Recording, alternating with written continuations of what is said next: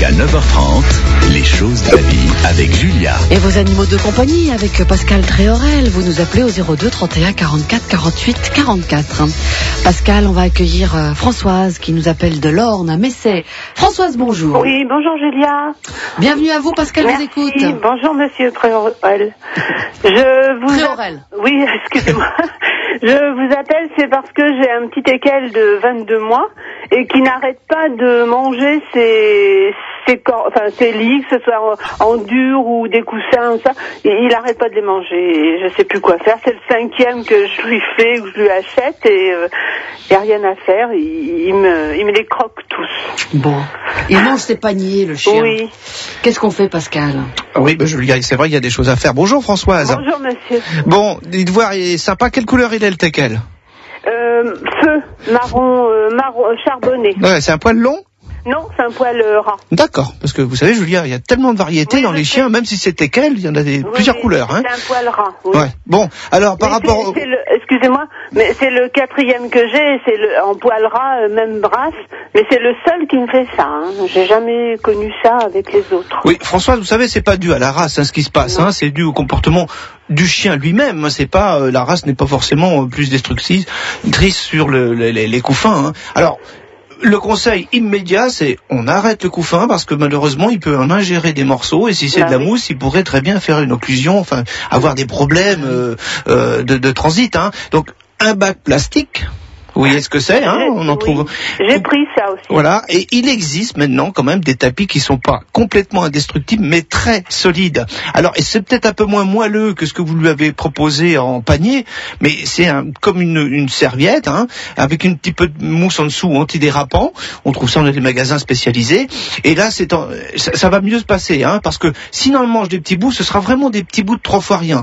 Et ce sera pas toute une mousse qui va ingérer comme ça. Alors, voilà Françoise, on prend un bac plastique, on met dedans un antidérapant avec directement la couverture dessus et c'est terminé. Et vous lui mettez pas un petit jouet, un truc indestructible là? Il me les mange tous.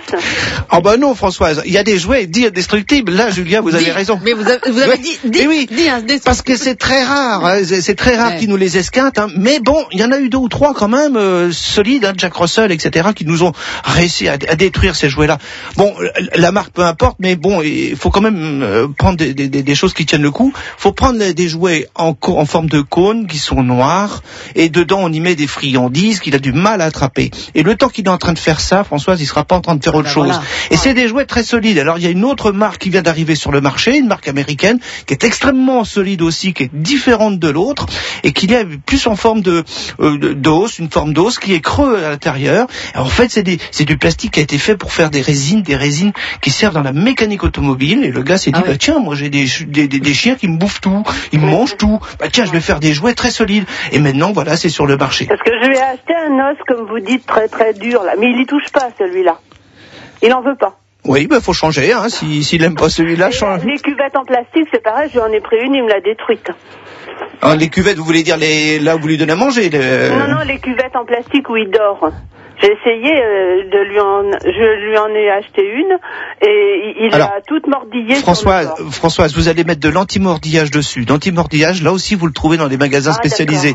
C'est fait à base de pommes amères. C'est dégoûtant. Oui. Ne vous en mettez pas sur les doigts, sans quoi, c'est vraiment un goût pas bon. Alors là, vous en mettez tout autour de la corbeille. Ça n'a pas d'odeur, mais par contre, ça va lui éviter d'aller grignoter tout ça. Voilà, Françoise. Quelques pistes, en tout cas, d'accord? Oui, je vous remercie. Bonne journée. Bonne journée. Au revoir à vous deux.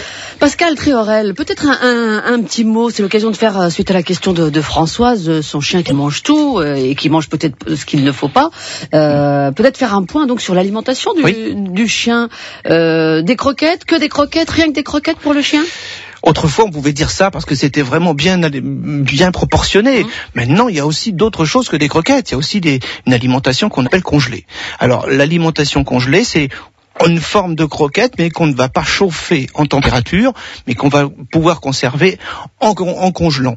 Alors donc c'est des aliments. Mais quand vous la donnez au chien, faut la chauffer quand même. Oui, non, on la chauffe pas. Pardon, on la chauffe pas. Non, cette alimentation-là, on va la laisser tout simplement prendre température ambiante pendant 2 heures. Alors c'est comme un steak, ça ressemble à un steak, mais dedans il y a absolument tout, des céréales germées, il y a quasiment comme si c'était des croquettes, mais c'est en congelé.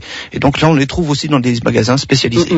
Et ça c'est mieux que les croquettes, c'est aussi bien, c'est différent. Ouais, c'est une alternative, Julia. C'est-à-dire que vous avez des gens qui sont pro-croquettes, d'autres qui disent mais non, moi mon chien j'aimerais bien qu'il mange autre chose, mais comment équilibrer la ration?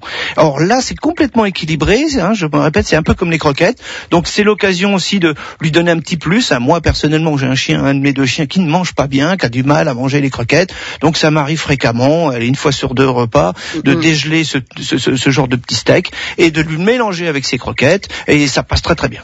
Pascal Tréorel, éducateur canin, il répond à vos questions concernant vos chiens, vos chats. On retourne au standard de France Bleu dans un instant. France Bleu, France Bleu. Jusqu'à 9h30, les choses de la vie avec Julia.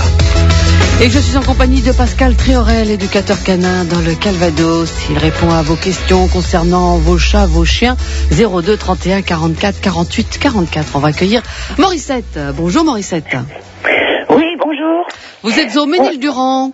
Bonjour Julia et monsieur Tréorel. Oui, je suis à Ménil-Durand, à côté du Varro. Oui, on vous écoute. Voilà mon problème, mon chiot qui va avoir 6 mois le 20 janvier, mon chiot shih tzu ne veut pas marcher en laisse.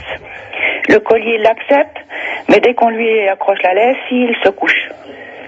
Et même avec des petits morceaux de jambon, rien à faire pour le faire avancer. Elle donne des morceaux de jambon à son chien. C'est bien ça ou pas, Pascal? Bonjour Morissette, mais oui, Julia, non, le jambon on évite. Tout ce qui est salé, ça c'est clair, sur le chien, toute la charcuterie, on évite absolument. Malheureusement, je vois sur certains bouquins du genre donner des petits snackis, vous savez, des petites saucisses, des choses comme ça. Non. Un animal, le chien, ça ne se nourrit pas comme un être humain. Et des grosses saucisses non plus. Non plus. Mais ils aiment bien ça, les chiens. Oui, c'est sûr. Ils adorent ça, mais moi aussi j'aime certaines alimentations que si j'en abuse, fatalement il va m'arriver des problèmes. Donc Morissette, le jambon, on oublie. Si vous voulez, à la limite un petit bout de fromage, mais c'est pas comme ça qu'on va y arriver. Si je peux me permettre, Morissette, je vais vous donner des conseils. Tout d'abord, vous allez prendre une petite ficelle qui fait 1 mètre. Et vous allez l'accrocher à son collier. Et laisser cette ficelle traîner dans la maison. Partout, à droite, à gauche, dehors, dans le jardin. Ah, faut qu'il s'habitue à Il faut qu'il s'habitue à ce petit truc qui traîne derrière lui. Mais si on lui met la laisse directement au lieu de la ficelle, non? On peut, on commence par la ficelle et après la laisse. Voilà, comme tout éducateur, on y va toujours progressivement. D'abord un petit bout de ficelle qui n'a pas de poids ou très peu de poids, et puis petit à petit on va changer, on va enlever la ficelle, on va mettre la laisse, et puis petit à petit on va pouvoir lui tirer dessus de temps en temps. Ou si on a affaire à un chien gourmand, l'idéal c'est de mettre la gamelle 1 mètre plus loin, et au moment du repas, on va reprendre cette laisse dans la main, et le chien va voir sa gamelle, il va avoir une motivation pour aller chercher cette gamelle. On peut faire la même chose avec une balle, en lançant la balle, on tire légèrement la laisse, le chien va pas se rendre compte qu'il y a de la laisse, et là il va démarrer avec cette laisse. Mais on laisse la laisse libre, on la tient pas ou on la tient quand même? Au départ, sans la tenir, et puis petit à petit on la tient, mais sans tirer dessus. Surtout si toutefois on avait un mauvais geste, d'un coup on tire dessus, là le chien il va redémarrer comme avant, il va se coucher au sol. Or là, il faut vraiment lui faire voir, t'es motivé pour aller chercher la gamelle, ou t'es motivé pour aller chercher la balle. Je tire tout doucement sur la laisse, et hop, tu vas l'avoir cette gamelle, tu vas l'avoir la balle. Et Pascal, quand on décide de passer à l'étape supérieure, c'est-à-dire on va le promener dehors, là comment ça se passe? Oui, là ça se complique, Julia, vous avez raison. C'est que quand on va arriver dans des endroits déjà un petit peu bruyants, il y a du vent, il y a de la pluie, c'est pas le meilleur moment. Faites-le d'abord 1 ou 2 journées dans la maison, après dans le jardin quand c'est calme, quand il ne pleut pas, quand il fait pas nuit, et après vous irez sur l'extérieur. Donc le mieux est quand même de se faire aider d'un éducateur canin, parce que lui il va savoir exactement en quel moment progresser, aller vite ou pas vite, selon l'âge du chien, effectivement, mais selon le comportement du chien, parce que souvent ça révèle une peur derrière ça. Il y a une peur de sortir, il y a une grande peur. Donc évidemment l'éducateur va vous aider. Voilà Morissette. Voilà pour quelques pistes, Morissette à Ménil-Durand. Les choses de la vie. 02 31 44 48 44. Didier également est avec nous. Didier à Franceville dans le Calvados. Bonjour Didier, bienvenue à vous. Bonjour Julia, bonjour Pascal. On vous écoute. Donc moi je vous appelle parce que j'ai deux petits Lhasa Apso et j'ai l'impression, c'est des dominateurs tous les deux, c'est deux mâles. Et ça arrive parfois que ils font une petite pissée à la maison. Alors des fois je les laisse dehors, souvent quand il fait bon quoi, et ils ont une chatière, vous savez, pour rentrer sous la véranda. Et là ça arrive aussi, ils font une petite pissée. C'est pas régulier, c'est de temps en temps. Et ça vous embête? Oui, quand même. Pascal. Bah oui, Julia, c'est pas évident, hein. Bonjour Didier. Bonjour. Bon, alors de Lhasa Apso, quelle couleur? Il y en a un qui est beige et l'autre gris. J'aime bien les petits détails comme ça, parce que j'aime bien me rappeler des races avec des beaux poils, Julia. C'est beau le Lhasa Apso quand c'est bien entretenu, quand c'est pas tondu. C'est super. Bon, alors on y va Didier par rapport à votre souci. Oui, alors avez-vous une solution? Alors, la solution, c'est possible. Tout à l'heure, vous avez commencé l'interview en disant, de toute façon, ils sont dominateurs. Tous les chiens, Didier, sont dominants. C'est propre à l'espèce, c'est propre à la, voilà. Donc, quand il y a deux mâles comme ça, il n'y a pas un spécialement qui est plus dominateur que l'autre. Voilà, il y en a un qui va chercher à dominer l'autre. Alors, ça peut être une question d'âge, ça peut être une question physique, ça peut être une question mentale, ça peut être une question, alors, peu importe, hein, par rapport au problème que vous avez, vous, hein, c'est deux mâles. Donc, souvent, il y en a un qui veut marquer le territoire par rapport à l'autre, et il y en a un qui veut marquer sa supériorité. Et là, on arrive bien dans la hiérarchie, et là, ils veulent marquer leur territoire.